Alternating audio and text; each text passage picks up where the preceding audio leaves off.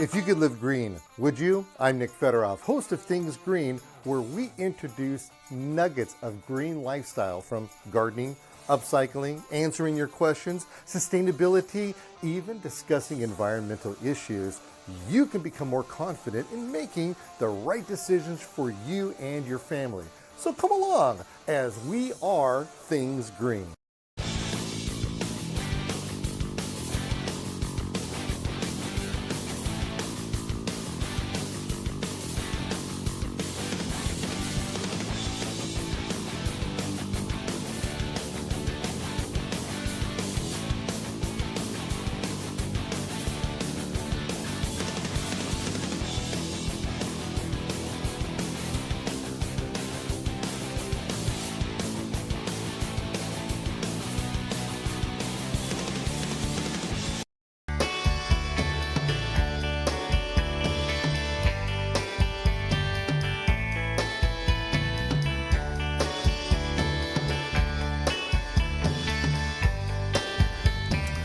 Okay, so it just amazes me that you do things that defy gravity.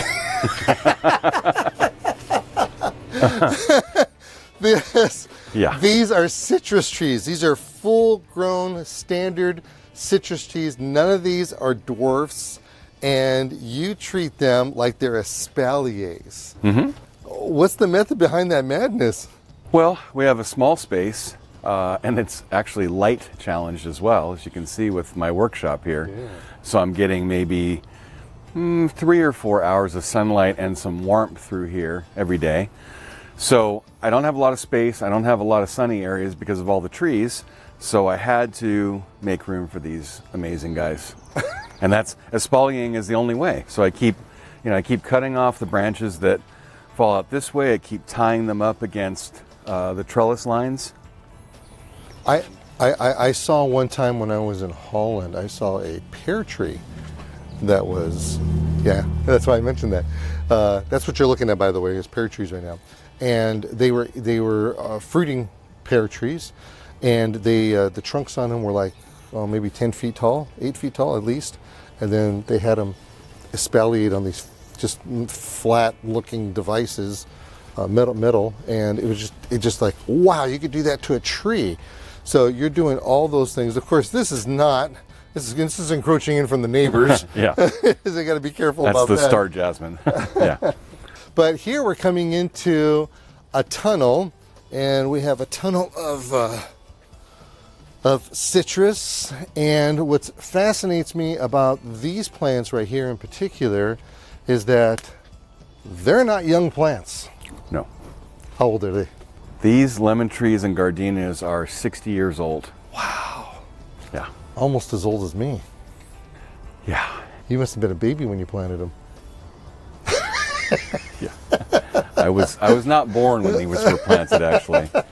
But the interesting thing about these guys is that probably about 4 years ago, we had a horticulturist, not you, unfortunately, and we had an arborist come and tell us that these trees were suffering from greening. They were too old. Their lifespan is, I think, 35 years? Something about 30 to 35. So they said, you need to tear these out and start over again. And my parents had planted these, so I didn't want to do that. So we started, exploring different ways to water, started fertilizing, started introducing compost, and you can see that we're in good shape. Yeah, no kidding. This amazes me. I have always seen this thing with lemons on it. I've never not seen it with lemons on it. Yeah. What really tickles my fancy is you could tell that this is just old growth. To have it this dark like this, you normally don't see that. In fact, if we just walked by the citrus a couple seconds ago, those are nowhere near as, I want to say established, because I get maybe that's what it is, but boy, talk about having a heartbeat for these things, and they just keep on going. And they're right up against the house. Did your father espalier these too? Yes, and actually over the years, they've gotten a little bit out of control. Some of the ties broke and they've pushed out a little bit, but they are, they could be tied back some, cut on the back and tied back up, but they're not bothering anybody, and they're doing so well, and they're older. So I want to treat them with respect. Gotta be gentle with them because you just never know what's That's gonna right. happen. I respect the elderly. Okay, so speaking of elderly, are these elderly as well, or are these newer? The nectarine is newer. The kumquat is actually a replacement, so he's maybe 10 years old. Okay. The orange tree is about 55 years old. No. Yeah. That's the same. Yeah, pretty much. Wow. Yeah. So. And if you look at that trunk, it doesn't look like it. No. It looks like it's a younger tree. Yep. And so he's definitely got some issues. We did a foliar feeding on him. We've been continuing to feed him and prune him. Okay. So when you have issues like this, we either say that it could be chlorotic, or it could be, in other words, it needs nitrogen in it. It could be iron. That could be a problem with it. And then it also could be a minor nutrient called manganese. Manganese will also do this. In fact, manganese, there's a manganese. Manganese. Yeah. Manganese? Manganese. Yeah. Am I saying that right? And anyway, that helps with iron and nitrogen in order to put the greenage in there. So sometimes we think all we got to do, just throw some urea in there. Don't put urea on these, by the way. It's too much, and it'll end up burning them. But if you start putting a fertilizer on here, I would suggest that whatever the fertilizer is, that it has the minor nutrients. See, plants only need 13 essential elements in order for them to live. The three big ones, of course, are nitrogen, phosphorus, potassium. But there's manganese. There's cobalt. There's just a whole bunch of different things. But they need them in minute amounts. But they are very important for bringing energy into and helping out the major nutrients as well. So kind of think about that next time you start fertilizing. So question for you. I have been starting to use fish hydrolysate. Hydrolysate? Hydrolysate, yeah, that. Yeah. That thing. Yeah, that's an organic material. Okay. And being an organic material, it will have that. But when you're talking about organic materials, we're not talking about a quick fix. It is a slow, laborious effort. But at 60 years old, it's not going to care. Yeah, use that, but be consistent at it. Okay. Once a month. If you're going to use a fish hydrolysate, use it once a month. Don't go missing, because if you start missing it, then it takes too long for it to build up back into the system. So the consistency is very important. It's kind of like taking vitamins. Yeah, you want to take the vitamins not all the time, but every day you want to take vitamins. But that's super, super important. So, and you can do that for all the trees, by the way. You got a little curly leaf going on over here. Yeah. Yeah. Okay. So these right here are looking real good.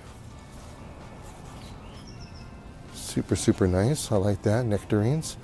Okay. And then this right here is a kumquat? Yes. Okay. And he's got new fruit. Yeah. Let's see. He was just, we did a foliar feeding on him about a month ago. May I? So he's looking a lot better. May I? Yeah, please. All right, we're going to see this. Actually, you want this instead. Oh, look at that one. That's the big one. Okay, so here's the dealio on this right here. He just picked it. He can eat it right off the vine. It's not even the vine, it's a tree. Right off the tree, just like this. We're talking peeling and all. Look at that. That was good. It was really good. And why can we eat it right off the tree? It's because it's all organic. Yeah, we're not using any pesticides. And you can see a little because we have flies, but we're not using any pesticides. We're not using any harsh chemicals. We use compost, fish, hydrolysate, yeah, that stuff. And a couple other organic things. Great. You make marmalade out of it, or just eat it like this? Actually had a friend who made, what did she make? She made like almost a kumquat cheesecake. Really? It's really good. Wow. Yeah, really good. I need friends like that. Okay, apple tree. Look at this thing. Fiji apple. I love it. Look how beautiful these are. Nearly not ready yet. We still have some time. So what's funny about this tree, Nick, I think you remember me telling you that I wanted to top it because it had some crazy growth. We pruned it pretty heavily last summer, And I was going to top it, but now look at the fruit. There's all on top. You're You're gonna need some long arms, by the way. Yes. Yeah, when you're ready, I'll give you. You'll give me a I'll give you a boost. Yeah. So what I like about this is that people always ask me about grafted trees and the importance of having grafted. You saw me spitting out the seeds over there. Those aren't going to grow into trees, and if they do grow into a tree, it's possible. Grow into a tree, it's not going to be. It probably won't produce anything for you. So what we need to have a stalk and a scion, a root stalk, and the scion is the fruiting part, and you graft them together. Well, that goes for all of our apples, especially anything that's in the fruit tree. If we look at that nectarine tree, we'll be able to see it, and we'll be able to see it right here to where. That right there, see that big old thing? That looks like it's the graft area, is it? It's hard for me to tell. You have that. You'll have them on all these things. Here's a better one. Here's a better one right here. So, suckers are really important to take off of a plant. So if you see this right here is the root stalk. Look how different it is. It's big, it's beefy. This right here is the scion. So when this was a baby plant, they went and they married these two together. And then this right here is a sucker, so we're just going to take that off. And you have the two like this, and then the roots and the energies are in here is very aggressive, and it's going to take off, and it's going to support the rest of this. And I can guarantee you that even these 60-year-old trees, they're that way too. That's just not by chance. Now, the one thing that's not like that, what else do we have over here? Let's go over here first. So we have another orange tree. Yes. This is not a navel like the other one. It's just, I'm not even sure the variety because it is also 60 years old. Oh, yeah, well, here we go. Yeah. You see that? That's the rootstock, and that's the scion. Even after 60 years old, you could tell that. Now, obviously, do these work for you? They work great. They stink, don't they? Yeah, they're terrible. It's like a dead body in the garden. Yeah. Yep. They are horrible. And I come and churn it up once in a while to make sure it smells so nice and brings the flies. Yeah. Yeah. So flies, they like to get everywhere. It's just they're everywhere, especially if your neighbors have dogs or whatever, or if you have fruit that falls on the ground, and they'll start riding. They'll just get in there. Anyway, so these fly traps, you can get them just about anywhere. They're everywhere. You take them, you fill them up with water. You have to pull the lid off up on something like this. Fill it with water, and the stench that comes out of it is just horrible. But you'd be surprised how many flies you catch. Yeah. Yeah. What's that saying? Catching flies with honey or something like that? Catch more flies with honey than you do with... Oh, yeah, well. But this is an example of we pruned this guy way back, did not get any crop last year, foliar fed it faithfully, and granted it does need some pruning because it's got crazy stuff going on, but it's going to have, it's probably its first amazing crop in 5 years. Nice. So the difficulty about citrus is that they don't like to be pruned. That's the difficult part about them. But they normally will tell you if you have a big established tree. He's got specialty pruning over here, so we're going to throw everything I say out the window. It makes absolutely no sense whatsoever. But the specialty pruning aspect of this, I mean, if it was a regular tree, you'll have. Well, here, come on, take this out. Check this out. See this right here? It's telling you that this wants to be pruned. Yeah. All right. So he can prune it all the way back to right here, up to this green part. And this has already died. It's telling me, hey, all right, I'm done. Here, same thing with this. He's got another one way back here. How many pruners are you going through? Oh my! I am. I have 5 or 6 pairs, and I just bought a new pair. Oh, because I do sharpen it, but I have blades that they started like this, and they go down to nothing. Just keep on going down. Yeah. Now we're talking 60-year-old gardenias. Yep. This is the Gardenia jasminoides. This is the typical one. This can get very big, it can get small. You're keeping this at a really good head. But look at that flower on there. That is hands down just gorgeous on there, like that. And the stench that comes off of this is just intoxicating. Oh, I remember when I used to work at a wholesale nursery. This was about 150 years ago, and my it's pretty funny because what happened was that when you're working at the nursery, you want in the worst way to be put on the other guy's job. So my job for the first 6-8 months was just cutting weeds, and then for the next 6 to 8 weeks, I'm pulling the weeds out of the containers. And you're looking at the guys watering. You just, I want to go where the watering was, especially around the gardenias, because you'd have an acre of gardenias that are just flowering, and you're just so wonderful. So after the first day of watering, I told myself, I want to pull weeds. It's hard watering that many plants. Yeah. 8 hours a day. It's tough. Let me tell you a secret about this. These guys were not doing well about 6-8 weeks ago. I do, regular compost, regular normal feeding on them, but I sprinkled some bone meal on the ground and watered it in, and they perked right up and started flowering almost immediately within a week. That quick. Yeah. Wow. It was a big transformation. I thought they were actually going to die, and it's like, no, I just need a little bit of food, Dad. Yeah. And it's all organic here. Now here, why don't you come over here for a second, Serena? And you see, here we have a flower. We call that a spent flower. And what we want to do is when we see something like that, you just want to take and pull it off. Just that simple. And now the plant is not going to spend energy to putting out into this flower because it thinks it's still alive. It's, there's something wrong. I got to. Yeah. So. And now it can put energy into this one right here. That guy. Yeah, look at that. See? That's a pretty one. And then you're going to blink your eyes, and it's going to look like this one, and that's really super cool. Yep. Okay, so we have a lawn area over here. That is that what it's called? It was a lawn area. Yeah. But you put subsurface irrigation in here, right? We did, and we obviously, I wouldn't call this pruning for this tree. Honestly, this is more of a hat rack. Yeah.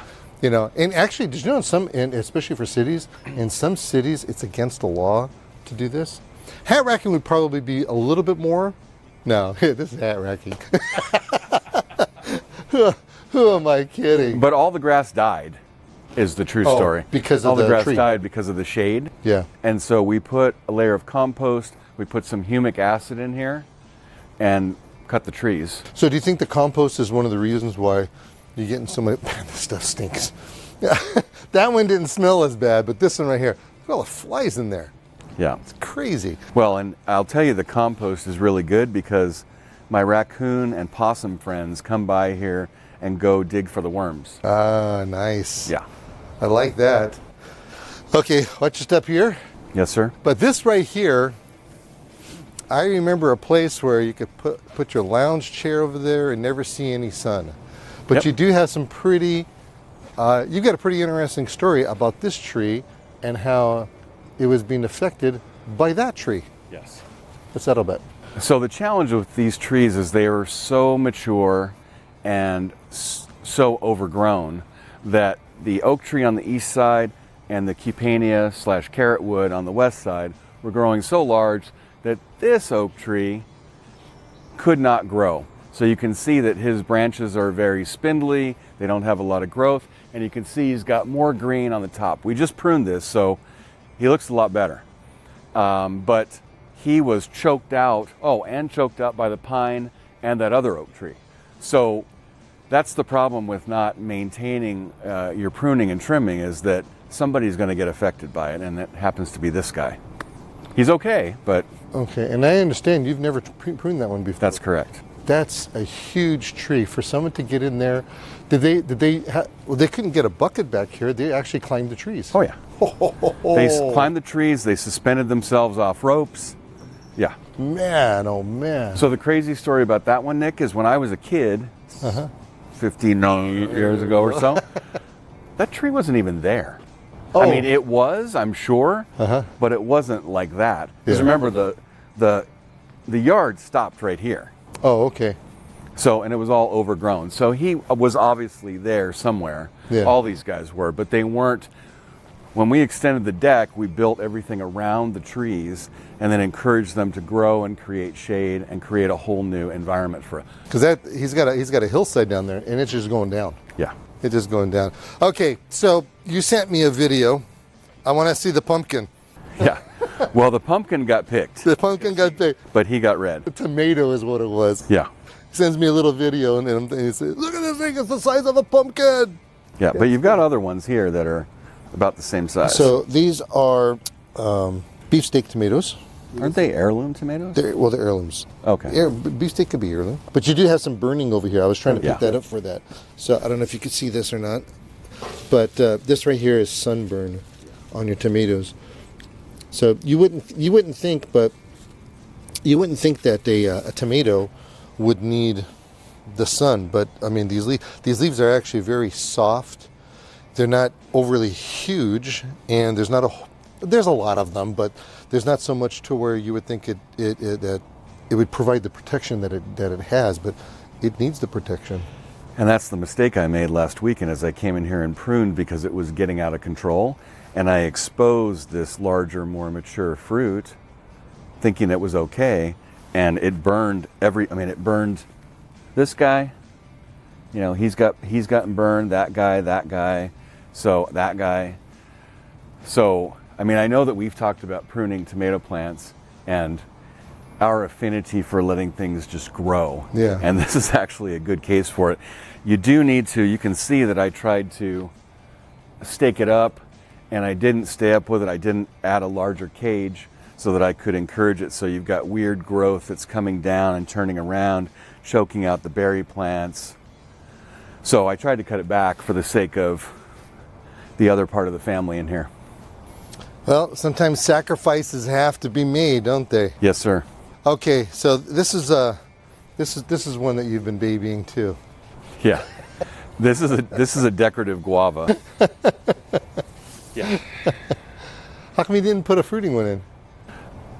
Let's not talk about that. Okay, we don't want to do that. I've been trying to replace it with a fruiting guava or something, and You want to stay Maria married? likes it. Yeah, I want to stay married. But we did incorporate. You know, this is one of my favorite things to do. We incorporated cucumbers that we seeded down in the greenhouse. Oh, okay. We incorporated those here to add some food to our landscape. Now, being that you have the raccoons, you got wildlife, you get deers, tigers, and everything else out here, do they hop the fence and come over here and start munching down? They do sometimes. I try to provide them with food that, I mean, they focus on certain things, so I try to keep them away from other things. I've been pretty successful at maintaining most crops. I do use motion sprinklers.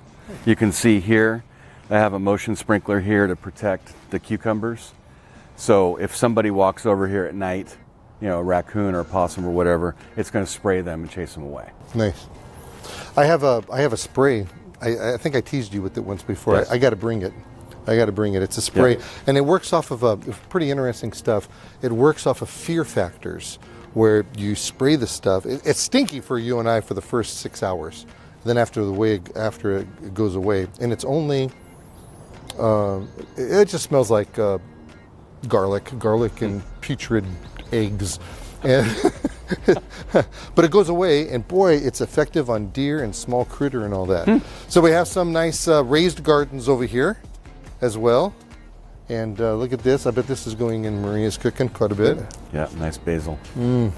Absolutely love the basil. Got that. But I want to talk about this tomatillo in the remaining seconds that we have left, because that's been a success story for you. Yes, indeed. And look at these roses. Look how pretty these roses are. They're just gorgeous. And we have strawberries growing in between the roses. Oh, very good. All right. So I don't know if you noticed, but when you showed this to me earlier, I did something that was just second nature. Did you notice what I was doing with them? Yeah. So when I come walking in, these branches were like this. And I don't call it a problem, but I have a deal. I have to take and I have to bring in them within the cage, because you're going to blink your eyes and these things are going to be this long, and you're going to end up breaking them, putting them in. So Yep. It's important to do that. So in a couple of seconds, tell us about this. Sure. We started these tomatillos from seeds and propagated them in the greenhouse. And then I thought, let's move them out. I've had a heck of a time growing tomatillos. This is a tomatillo grande, so it's a little bit bigger fruit. And my wife makes amazing salsa. So I planted these out here. I put a little watering stake in there to keep it moist. And you can see that the one guy is just going crazy, and I'm really excited about the fruit it's going to get. And you see the other two children, they are getting crowded out. So I'm going to need to move them into different pots. And you've got a little, and you got a little afternoon shade on that. Yep. Nice. Yeah. Thanks a lot, man. Appreciate it. You got it.